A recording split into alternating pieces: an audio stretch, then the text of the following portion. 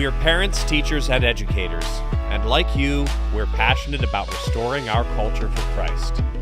This is Veritas Vox, the voice of classical Christian education. Hello again, and welcome to another episode of Veritas Vox, the voice of classical Christian education.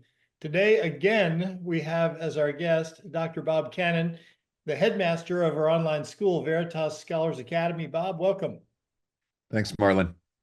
Today, what we want to talk about is how families best transition into Veritas, how families succeed at Veritas. What are the things that you hear most when you hear from families about what it was like to come in to our educational community? Yeah, I chuckle because people have their expectations about what their children will encounter or what they will experience when they join us. Probably one of the most common comments that I would hear is, "Well, you weren't kidding," because We're kidding about what? about a number of things. But the one thing that really does come to mind is that we often say to parents, this is a rigorous learning environment. We strive to be rigorous without overwhelming. That's a goal of ours at a principled level. I and others here want students to love learning. We take those words very seriously. The concept is important to us. I remember my own education as a boy, and I remember the trajectory that I was on of loving learning just a little bit less with passing years. I had a good education, but because of the experience of losing some of my love of learning, because of the ways that the system worked, it's at the heart level that I want for students to have an experience where they cannot wait to get back to studying. They can't wait to get back into the classroom with their peers. They can't wait to see their teachers again. I mean this in the best way, but I kind of enjoy at the end of the year seeing students and teachers alike shedding some tears. Yeah. Because that says something to me about the experience they've had. To people who haven't experienced what you're talking about, it is not almost, but downright unbelievable that that could be the case for them and for their children. But I can't tell you how many times I've heard that.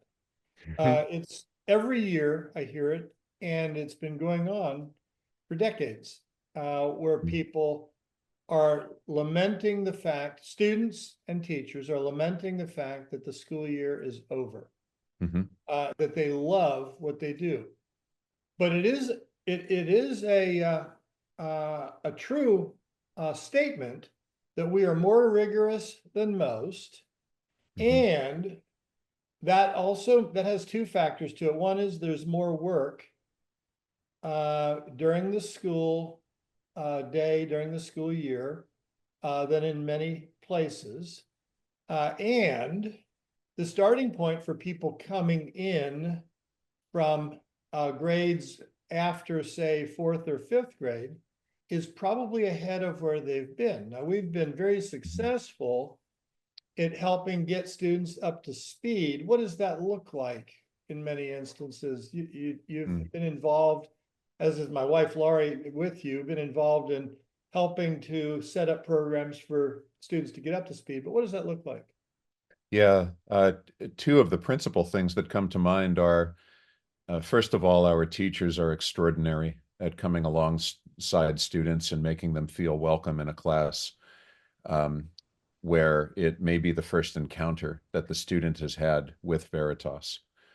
There's something else that really stands out to me about the environment here, and that is that everything that we do is recorded, archived, And if a student is, for example, in the first month of school, recognizing that this is a different kind of learning environment from a previous learning environment, that if they're struggling a little bit to keep pace, they are able to review even portions Yeah. of an archive in which a teacher conducted a class. You just don't get that in a bricks and mortar setting. You don't It's have not that. available. You don't have that ability. The other No. thing that's true is we have a lot of classes that are geared toward bringing students up to speed, a lot of what we Mhm. call transition classes. And Mhm. we, of course, have a lot of summer terms that are available to help bring students up to speed. How much of Mhm. those impacted bringing students in the middle school, junior high years? Not to be short about the answer, but quite a lot. Um, I personally am of a mind that it is a wonderful thing for a student to be challenged. I was one of those students. If I wasn't being challenged, I was just getting into trouble, or I was bored. Right. And so I appreciate the mindset of challenging a student, and oftentimes, if parents have not encountered it, when they encounter it for the first time, it's always a striking moment when they see their children doing something that they just didn't know they were capable of doing. Yeah. I think we underestimate children. We Yeah. don't. Well, let me comment on that too. Mhm. Our job is to educate students according to the gifts God has given them. Mhm. And the question then is, by what standard? Where do we get our standards for what we consider to be reasonable? What can they actually do? And the one thing everybody knows about American education today is that we have some languishing statistics in math. Mhm. Comparing ourselves to other countries, we're ranked in the third 10. I don't know where we are with literature, but I think it's similar, or excuse me, with uh, writing skills and that sort of thing. And the question is, why? So we look to international standards to see what others are doing that are ranked ahead of us. And of course, we look to historic standards and see what students were doing 100, 200, Mhm. 500 years ago. And that's honestly where we get our standards from. And it gives the appearance that we are rigorous beyond what's reasonable. And then we find that average students who've come up in our system excel at what they're doing because they, in fact, are capable and the parents didn't even realize it. Mhm. That's right. Yeah, something else that comes to mind, Marlon, is that when students come to us in the earlier years, there is a lot of work to be done. There's no doubt. But it's not busy work. That's not what it's designed to be. The work that they do should be with a purpose, and they should, um, candidly, they should find joy in what they're doing. And I think that if we set them up the right way to find joy in learning, we're setting them on the right trajectory for what comes in their future. Yeah. In this classical environment at the grammar level, students are memorizing, and they're memorizing in a lot of fun ways. They're chanting, they're rhyming, they're singing songs, they're learning in a way that a lot of environments don't afford students. And the ways that we're setting them up to learn are just enjoyable. Students look forward to the next lesson. Yeah. Well, that's the whole idea of loving. It's a whole lot easier to do something that you love to do than do something that's laborious.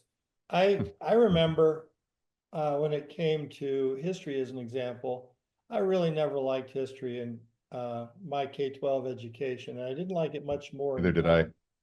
And when I look back on that, why I didn't like it then and why I've come to love it now, the difference is I understand its value and purpose for studying it.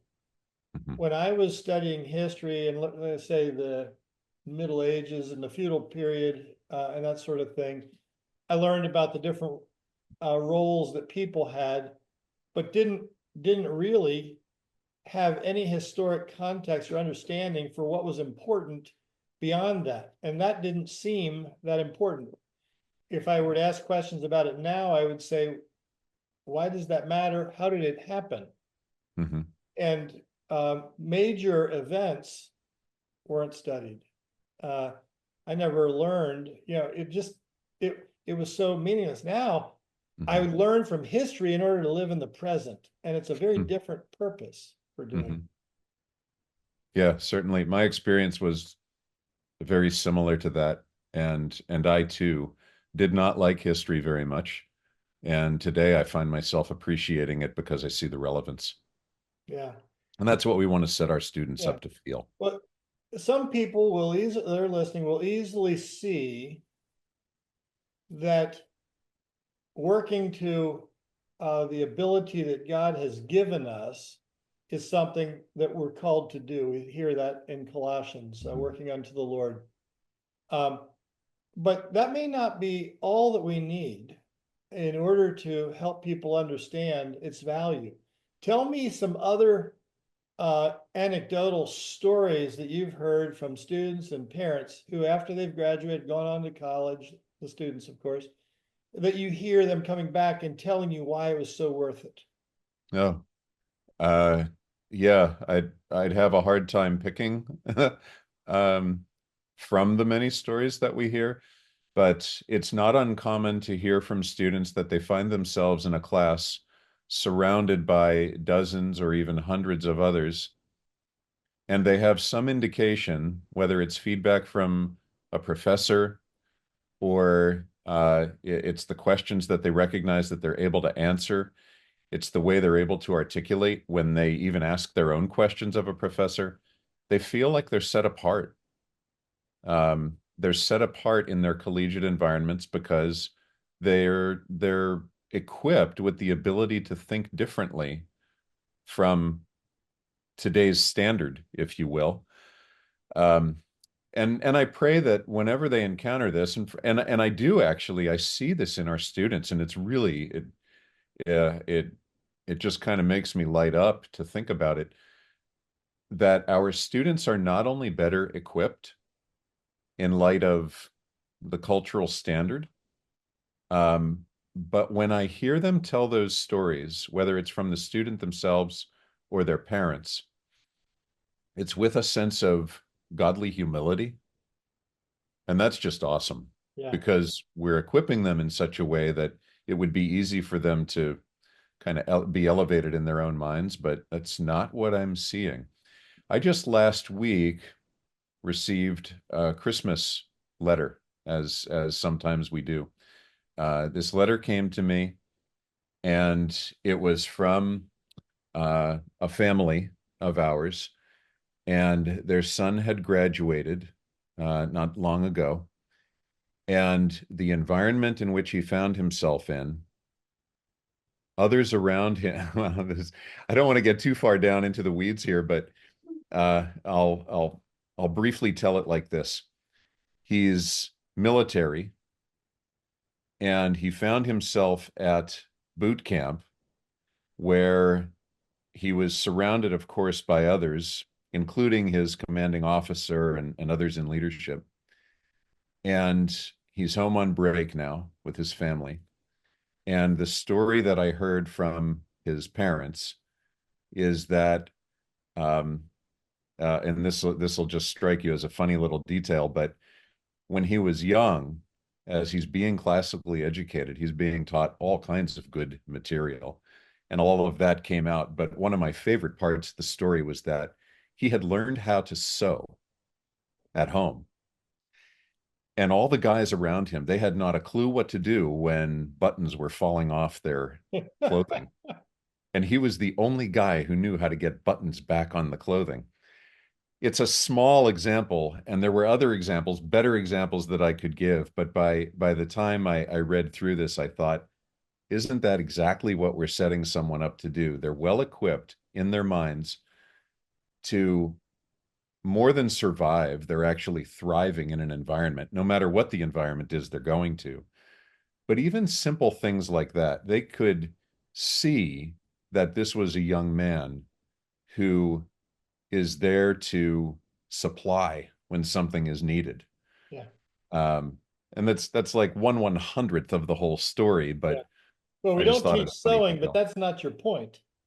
No, exactly. Exactly. My point is that he's in an environment where he's using all of the skills and talents that he has been able to exercise through his education with us. And even little details like that cause him to stand out Yeah. from the others around him. And he's doing so in such a way that he's not elevating himself above the others. He's actually in a servant leadership kind of Yeah. position. And it is so easy to see a young man or a young lady like that being moved along in their development as professionals and as people because the people around them recognize there's something special about this individual. Yeah. There's, we started by talking about the challenges that happen when families seek to transition from another educational system into Veritas. Mm-hmm. And I think it would be good for us to spend a little time talking about the things that you have observed that have helped people succeed the most. You certainly mentioned teachers and archives, and of course we talked about some of the transition courses. But candidly, just as a starting point, the easiest, the people that do the best through our program are those that come up in our system, because our system, kindergarten through 12th grade, our educational track, if you will, is geared to feed off of the prior year. So Yes. if you got something different the prior year, there immediately are some challenges, and those challenges escalate. We take students all the time, of course, in Mm-hmm. 7th through 12th grade, but if you come up kindergarten through 6th grade, rarely do I hear somebody saying, it's too rigorous, or it's too much, or it's too difficult. They just get it. They just jump right in. So the best way to succeed in our program is honestly to start in it. But Mm-hmm. not everybody listening today, not everybody that comes to us has that opportunity, because some of that water of time has gone under the bridge and they find themselves in a different place. Mm-hmm. Talk about the challenges and the best way to meet those for maybe the 4th grader or the 7th grader or even the 10th grader, or maybe all of them in separate ways. Yeah, fourth graders are very nimble, so I'm not as concerned about a fourth grader because they're very adaptable. And to your point, someone who starts with us in the earlier grades, second, third, fourth, they are given a set of expectations that they become very accustomed to. And so those expectations for a rigorous learning environment, they're no different as they make their way through the grade levels. So that point resonates powerfully with me. Someone who comes to us in 7th grade, um, the one counsel, if I could give only one point in counsel to a family, is while on the one hand, children are more capable than we sometimes give them credit for, and we should challenge them. On the other hand, a strong foundation is just so significant. I can't overemphasize the point. This is why you referenced transition courses that we have earlier. If a student is not ready to move into a certain subject area with a certain course, don't push so hard that the student becomes overwhelmed because the material is above them, so to speak, or beyond them, when you could instead build a strong foundation upon which to build coming subjects. So math is a classic area for this. Marlon, you understand math better than I do, better than a lot of people I know, and I know that you'll agree that algebra is just crucial. Algebra is the most important math course that 90% of the population takes. So if we push a student to go on to Algebra 2, when I say algebra, I'm thinking Algebra 1. If we Right. push that student to Algebra 2, or even geometry, or God forbid, prematurely pushing them into pre-calculus or higher subjects than that, without that strong foundation in Algebra 1. And in our environment, if a student isn't quite ready for Algebra 1, we have pre-algebra, for example, where we're readying them for Algebra 1. Right. The point here is that if we hastily or prematurely push a student towards a certain subject and they don't have the right foundation educationally um, to manage or to navigate that subject, it may not go well. I've seen some students who actually do recuperate when they find themselves in too rigorous a place. But we want students to love learning. We want them to have a strong and significant foundation in learning. We want them um, to be well equipped on the front end so that all that happens subsequently uh, builds on on that foundation that they've established. Uh, so all of that to say, if students are going to enjoy learning and enjoy their education, then we shouldn't we shouldn't rush what's happening when they first join us. And I think that the counsel that we're able to provide families through family consultants, through our service team, through our academic advisor and others who would speak with a family, that counsel takes into account what a student has experienced before, and we, through our experience, then discern well where it is a student ought to begin with us, and then we set them on the right trajectory so that they can also end well. Yeah. It's in my 30+ year experience of working in the area of classical education, I've come to believe that parents who don't have a large sample of how their kids are gifted, what they're capable of, tend to make are inclined to make a mistake of my kid could never do that, or my kid's a genius and can handle anything you throw at him. Yeah. And both extremes create problems that have to be attended to. And the first thing I want to say is, and if you looked at our education, if you grabbed our catalog and looked at the pace of things, the typical educator today, or even the typical person paying attention to education, believes that it's an education for the gifted, maybe for the elite, maybe for the privileged. And the fact of the matter is, that couldn't be, it's a little bit of a hyperbole to say it couldn't be further from the truth, but there is no truth in that. Our education is entirely achievable easily by 80% of the student population.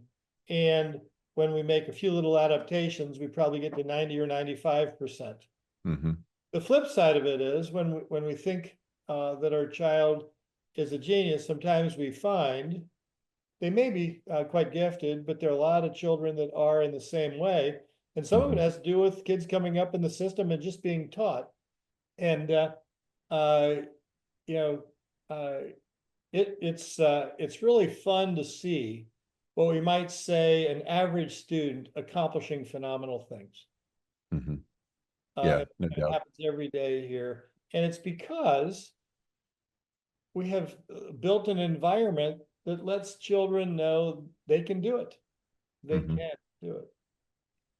Yeah, there's also flexibility within this environment where I've had the great pleasure of seeing a student who is particularly gifted in languages, for example, and giving that student the ability, even outside of our typical structure, to study languages beyond what students normally study with us. And as you know, we have modern foreign languages and we have ancient languages, and there's a lot from which to choose. But there are times when we have to customize an education to a student's particular gifting. Yeah. That's a student who's gifted in languages, but maybe not in another area. So we don't neglect the other areas, but we do want to emphasize where a student's particular giftings are, and we're equipped to do that. Yeah. And it's a lot of fun to watch it happen. It is fun to be able to give them a focus on their interests as Hmm. they get the basic courses completed. Hmm.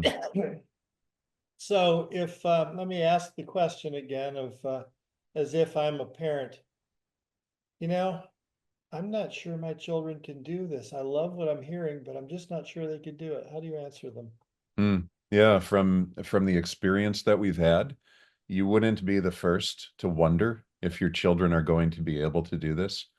And we have watched countless children, our students, accomplish things that they even sometimes surprise themselves.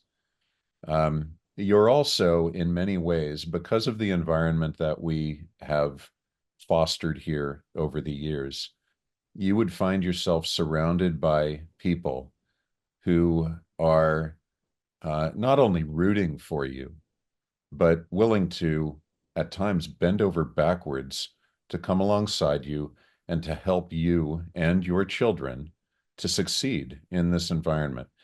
And um, that's a characteristic that ought to define us. And so I think that even though we already do that, we still wonder from moment to moment, how might we do that more or better? And there are ways in which that, perhaps not in this conversation, Marlon, but there are ways that we're thinking about those things, and there are some very real, tangible things happening behind the scenes, even today, even this week, with conversations that I have had with other members of the school team, where we're thinking about how we might better come alongside parents and their children to make those good things happen. Yeah. Um, I, Families, families really do, it's their family, I get it. They worry about whether or not their student will be able to do the work. And mhm, now we have dealt with tens of thousands of examples mhm. and can say confidently from a very large sample base, they can. Yes. Yeah.